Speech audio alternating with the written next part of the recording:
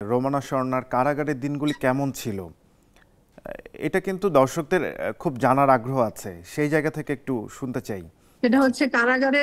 তো যখন গেছি আমি আমি আসলে ট্রমাটাইজ ছিলাম। টোটাল মানে আমি কারাগারে যাবার পরে পরের দিন সকাল থেকে আমি জানতে পেরেছি যে আমি 28টা বিয়ে করেছি। তার আগে আমি কখনোই শুনি নাই বা জানতাম না। বিকজ অফ কারাগারের একটা হল রুমে টেলিভিশন থাকে, যেটাতে বিটিভির সংবাদ প্রচার করা হয়, শুধু বিটিভিটা হয়। বিটিভিটা ইয়া করে, কোনো অন্য কোনো টিভি চ্যানেলের কোনো অপশন নেই। তো ওরা বিটিভির নিউজে দেখেছিল, কারাগারে যারা ছিলেন আসামিরা, ওনারা দেখেছিল যে আমি 28টা বিয়ে করা বা ব্লা ব্লা ব্লা, আমার যা যা স্ক্যান্ডাল ছড়িয়েছে এগুলা। তো তখন আমাকে সকাল থেকে বলতেছে যে ওই যে কালকে আসছে 28টা বিয়ে করা সেই নায়িকা। আমি ভাবছি অন্য কারো কথা বলতেছে, পরে দেখি যে সবাই বললো যে না, আপনার কথাই বলা হচ্ছে। আমি খুব অবাক হয়ে গেছি।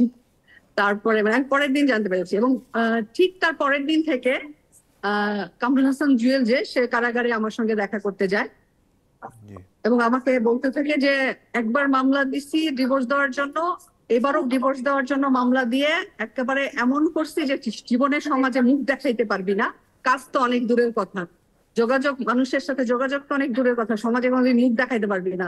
তো এখন তো তোর কোনো আর ওয়ের অপশন নাই, আর কোনো ইয়ে নাই। তুই হচ্ছিস যে আমাকে আবার ডিভোর্স উইথড্র করবি, এখন রাজি হবি, কালকে জামিন করে সবাইকে, তোর ছেলে সহ তোর মা সহ সবাইকে বের কর।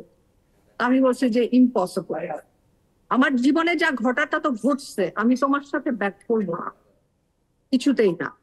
তো এরকম করে আমি যখন এগ্রি করিনি, সে আমার সাথে 3-4 দিন দেখা করে, দেখা করার পর আমাকে এগ্রি করতে পারে না, পরে আমার মায়ের সাথে গিয়ে দেখা করে নেক্সট উইকে, তারপর মানে তারপরের উইকে। আহ মায়ের সাথে পরের উইক বা তারপরের উইক হয়তো, বা আমার ঠিক এই মুহূর্তে মনে পড়ছে না। তো আমার মায়ের সঙ্গে দেখা করার পর মাকে হচ্ছে যে হুমকি দেয় যে আরো মামলা রেডি করছি, আপনার ছেলেদের নামেও মামলা রেডি করছি, আপনার ছেলে যেটা অস্ট্রেলিয়াতে থাকে ওর নামেও মামলা রেডি করছি। ও যাইতে মানে ও তখন দেশে আসছিল, আমার ওই ছোট ভাই, ও অনেক বছর ধরে অস্ট্রেলিয়াতে সেটেল, অস্ট্রেলিয়ার প্রবাসী আর কি। তো ও তখন দেশে ছিল, বলছে ও আর কোনোদিন যাইতে পারবে না, গুম করে রাখবো, আর আর যেই ছেলেটা দেশে থাকে আপনার, ওরেও গুম করে রাখবো। তো খুঁজে পাবেন না, আর আপনাদের লাইফ তো শেষ, আপনার নাতির জীবন শেষ, জীবনে লেখাপড়া হবে না, এই জেলখানায় কাটতে হবে, কারণ আমি আরো মামলা রেডি করছি। আপনি বুড়া বয়সে এখানে মরবেন, আর আপনার মেয়েরে কি করবো আপনি ধারণাও নাই, ওকে মেরেও ফেলতে পারি আমরা। তো এই টাইপের মানে হুমকি দিছে। তা মা তো এমনিতেই ট্রমাটাইজ আমরা। তো ওখানে এসে ভয়ে আমাকে এসে কান্নাকাটি করছে। তো এইভাবে আমি তারপরেও এগ্রি করি নাই যে আমি ওর সাথে ব্যাক করবো না, যা হবার হবে।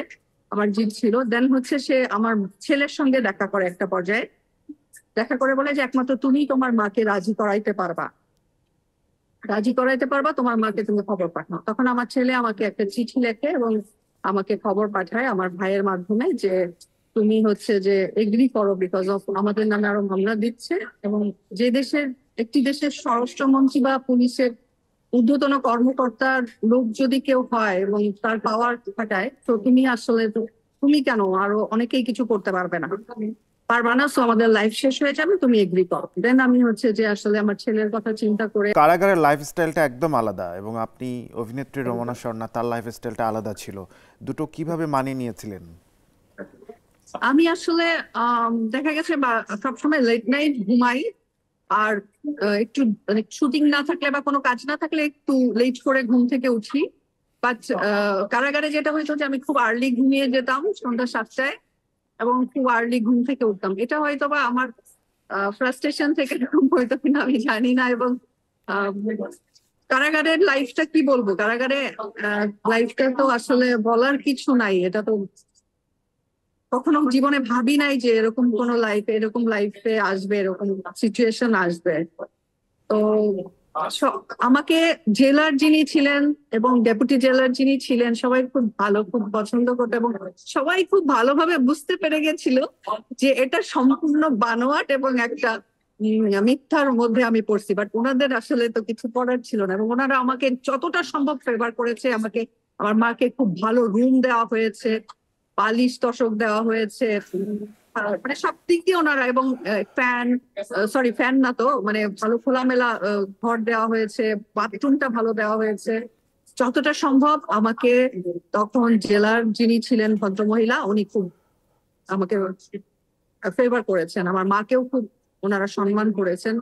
এবং ওনারা জানতো, বারবারই বলতো যে এই লোকটা কেমন স্বামী, যে মানে এটা মানে ওরা বলতো, মানে ওদের মতো করে ওরা বলতো, আসলে ওরা সব জানতো, মানে বুঝে গেছিল সবাই যে বিষয়টা পুরাটাই মিথ্যা ছিল।